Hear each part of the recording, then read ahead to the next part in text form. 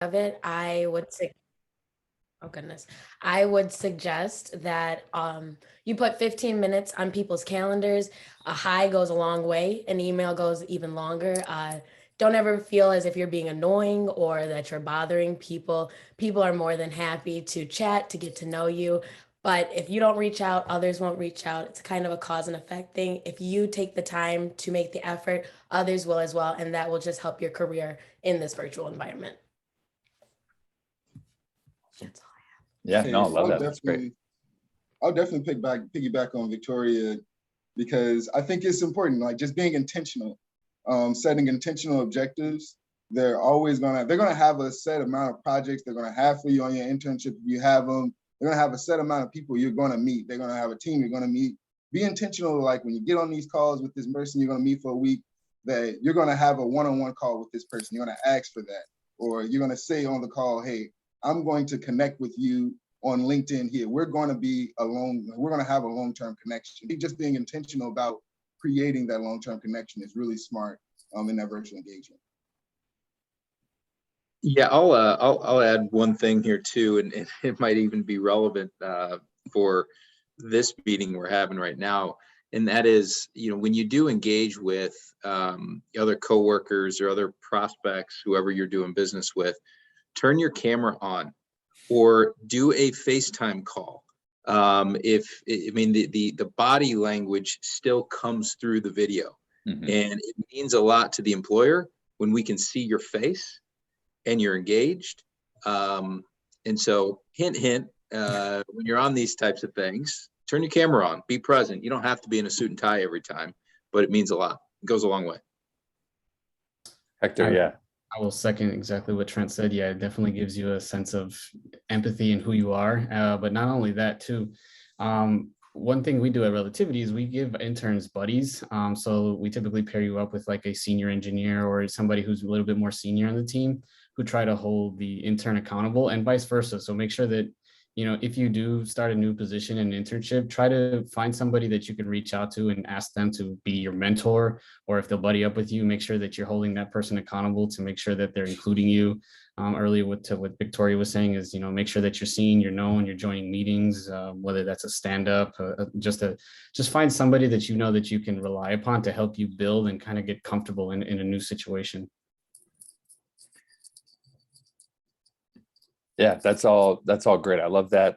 You're not anybody until you're somebody, right? And especially in the virtual world, we're all just kind of behind these anonymous screens. I love that trend of just saying, hey, I'm here. This is who I am. This is my face. You're going to remember a face in an interaction much more than you're going to remember a name on a screen, for sure. And the proactivity that you mentioned, Victoria, of the worst that anybody can say if you ask for a meeting or connect with them is no, right? And that's why you're there in an internship. You got hired at that organization for a reason. And there's opportunity there to be proactive and reach out. So I love all that advice. That's great. And for sure, love seeing some people turn on their cameras. That's awesome. Good stuff.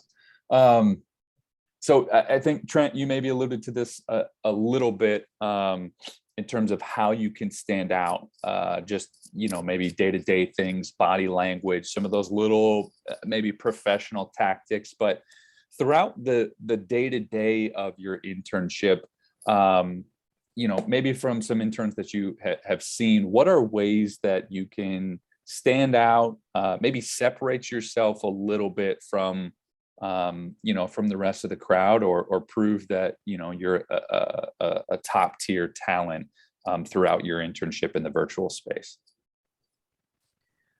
I'll answer that question first. I don't know if you're directing it to me, Adam, but I'll go first anyway. And this might be against the grain of the virtual piece, so I apologize up front. But here's one way that you can stand out. Yes, we have a lot of virtual meetings, and yes, we do almost all of our business on a virtual basis now. However, I think many of the other employers on here, I'm assuming, still have some level of people going into the office. So my suggestion is that even if we are 80 to 90% virtual, and you really want to stand out, show up to the office a day a week. Just because you want to, and because you want to be around people, and with all the safety protocols that are in place. I would tell you that that would be an add-on to all the things that have already been said. Turn your camera on, be engaged, take notes, body language, show up every once in a while. That'll make you stand out big time. To piggyback, oh, Go ahead. Go No, ahead, you're go fine. Go for it. I was just going to say to piggyback off of Trent, but also going into the office is important. Also, you can see who's in your area. I've met people who not necessarily are in the Chicago office, but live close to where I live in Naperville. And so we've gotten lunch together, we've met outside of work, and that also helps build connections with people you wouldn't necessarily have inside your immediate team. Also, being proactive is another great thing that you can do in your internships. Always thinking of how you can make your seniors' job easier will always stand out to people. They will always notice, okay, I didn't have to come back and say this, or they thought of this. Wow, they're really thinking proactively. I can really tell that they're understanding. That always goes a long way from what I've seen.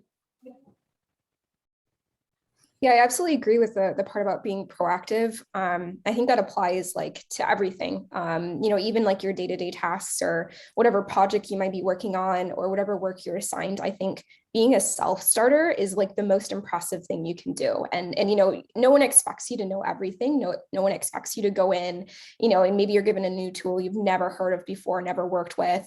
But it's about kind of being able to learn on your own, be able to do some research and kind of be able to kick it off yourself. And, no one's expecting you, never ask for help, and you absolutely should. But showing that initiative to kind of take that first step on that work is definitely goes a long way. And I think people are really impressed by that. And that's, true in both like in person and virtual, but I think in virtual even more so, where you may not be sitting next to all of your team. And so you don't have constant contact, being able to like kind of have that time on your own to do that work and then kind of collaborate later, I think is a great way of doing things. So.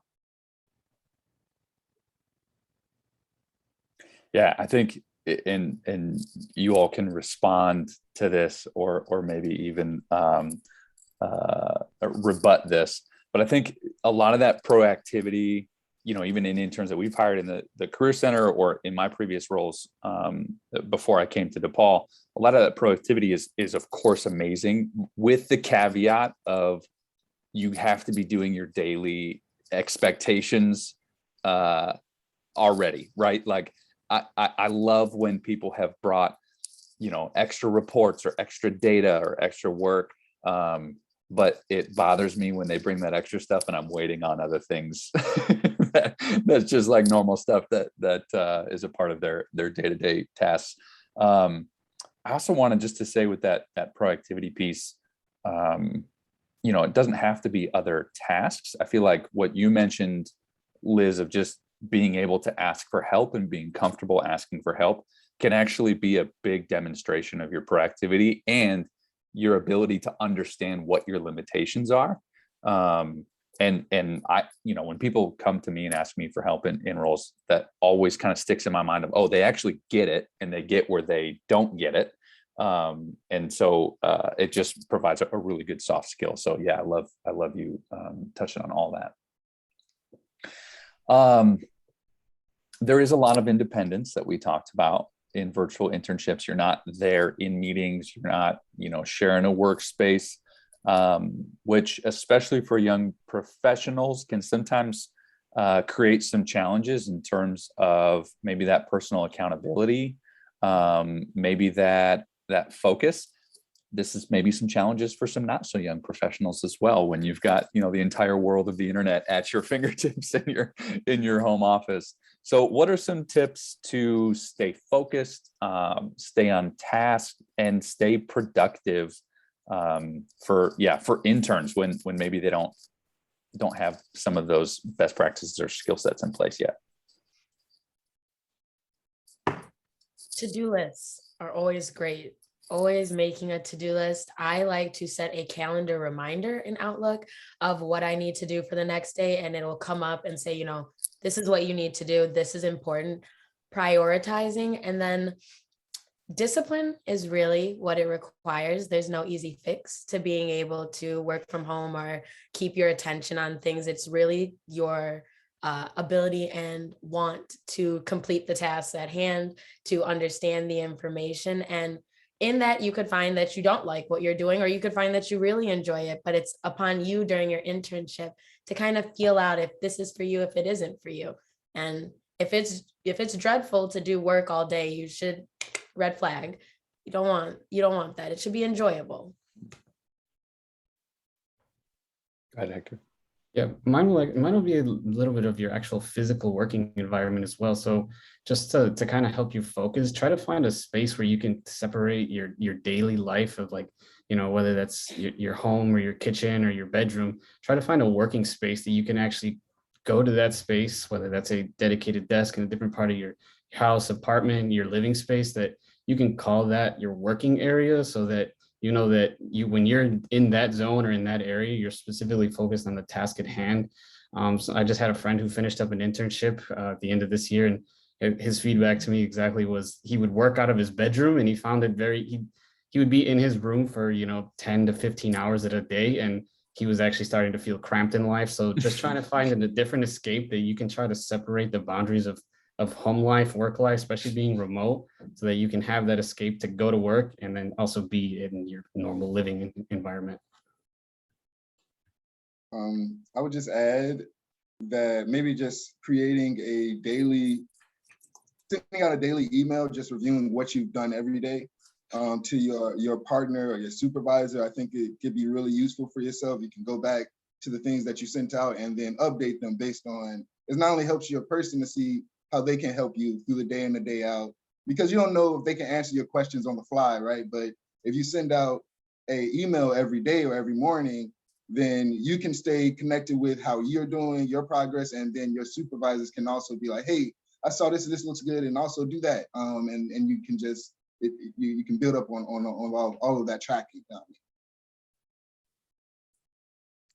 I'll add here as well.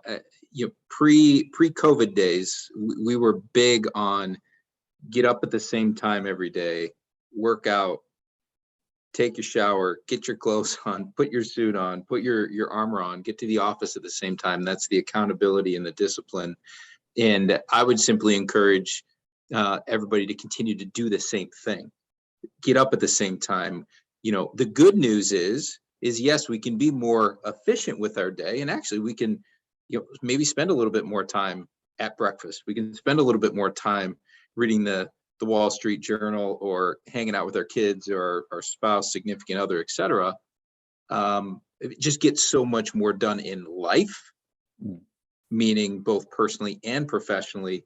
But the only way you're going to do that is if you still follow the same routine and get up at the same time. Versus, my first meeting's not till 8:30. I'm going to get up at 8:15, throw some gel on my hair, halfway brush my teeth, and, slide in right before the meeting starts. By the way, we can always tell when that happens. Everybody can tell. So that's my encouragement, to keep that routine. It'll provide great things for your entire life, not just professional world.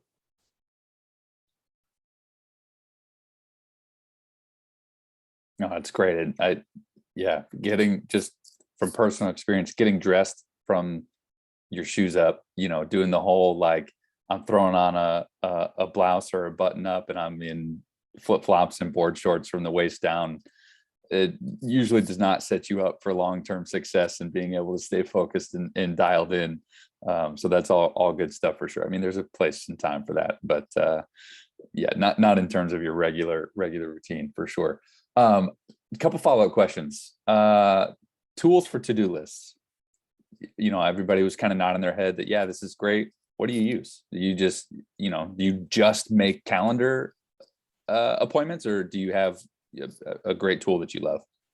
I usually just do calendar appointments because they're pretty bothersome. Like, they'll keep reminding you, Sure. or I'll write it in OneNote. What Joseph said, also sending out like progress reports every day or every morning, every night, that also really helps. And just staying in constant communication with people who are expecting things from you subconsciously makes you think like, okay, I want to give this to you and get the project and get it done so that we can move on to the next thing. I can get my feedback and then we can move forward. So I suggest calendar. If you like to make notes and write them out, that's also a great bet too, but that's just me personally.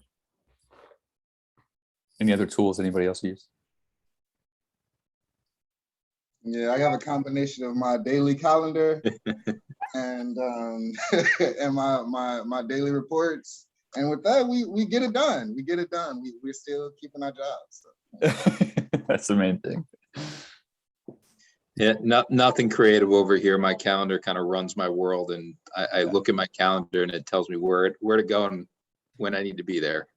So nothing crazy. Yeah, same. I'm a calendar guy, and I have a whiteboard on my wall right here that I just write stuff down. So I spent about $30 on Amazon, got a whiteboard. So, pretty cheap. Yeah. One quick idea though, I think at least has helped me in the calendars. I do put in the calendar time to step away, like meaning I'm not seeing anybody, not talking to anybody. It's 30 minutes. I'm going to go.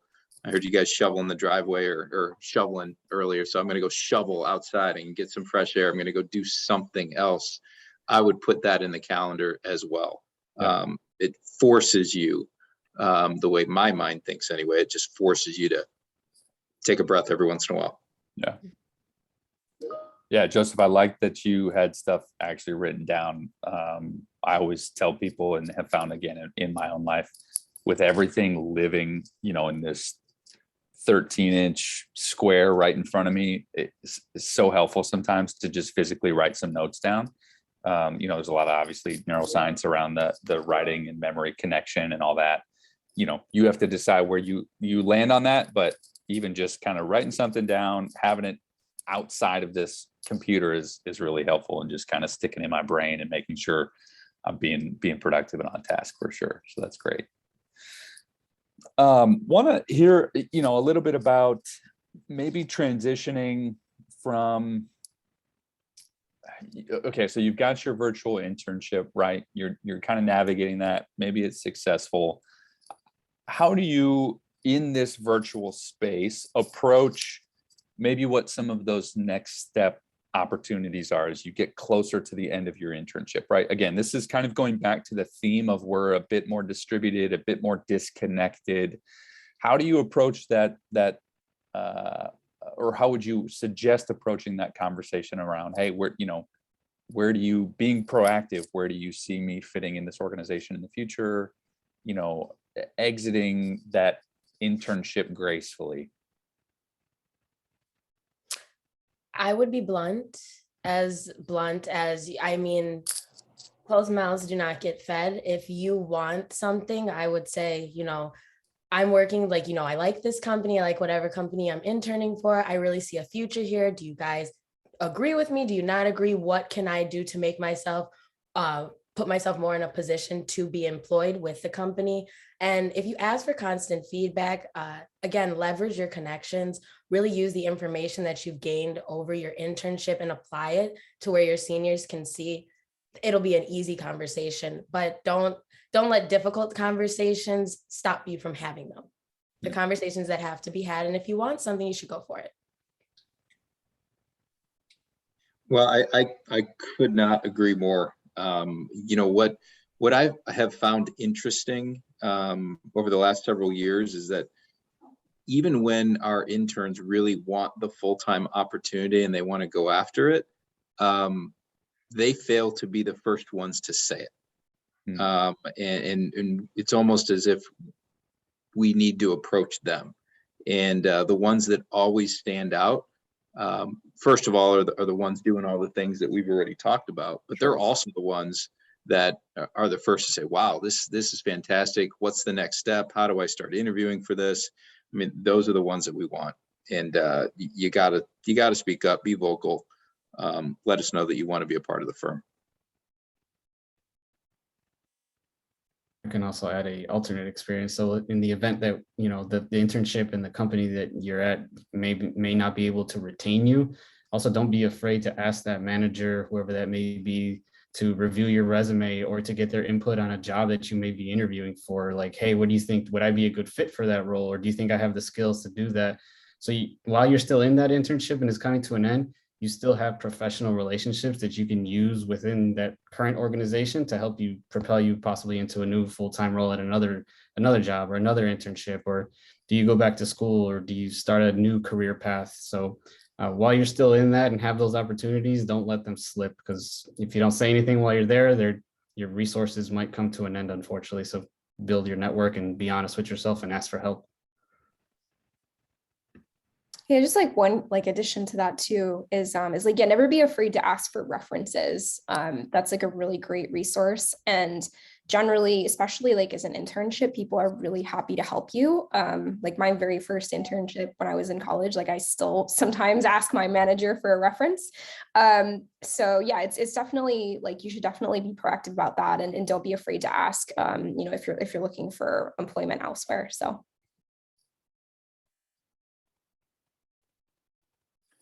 Yeah, that's fantastic. I love that. And who better to be able to speak to what maybe your opportunities ahead of you could be or should be than somebody who's just watched you work for the last 10 weeks, right?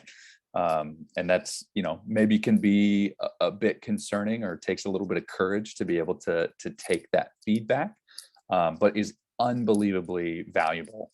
When you think about somebody can in real time say, hey, you know, I think you should go back and improve on this or a little bit, or, you know, we don't have an opportunity for you right now, but, you know, this organization does. So yeah, fantastic advice there for sure.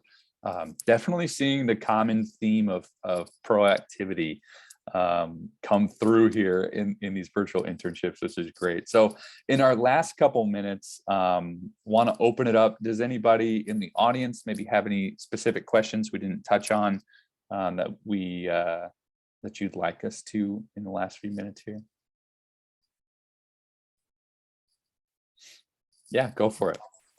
Well, thank you all for being here. I was wondering if you could share your LinkedIn's in the chat so that if any students want to connect, we have that information.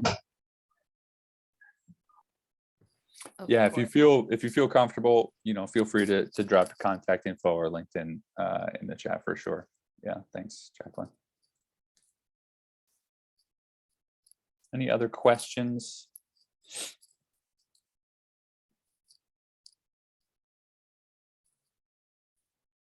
Stellar. Awesome. Well, while they're dropping some contact info in there, I'll just say again, thank you very much. You know, your time, your effort, always invaluable to us here at DePaul and to our students. You know, again, common themes for me from this conversation are of course, number one, proactivity. I think, you know, is always important in an internship, and it seems like in this virtual space where we're a bit more distributed and disconnected, that's even more crucial, and really should be exciting and encouraging to hear from an internship perspective that that's what employers are wanting. You know, you want me to go out there and grab a hold of it. So I hope that that's a great takeaway for those students that were here.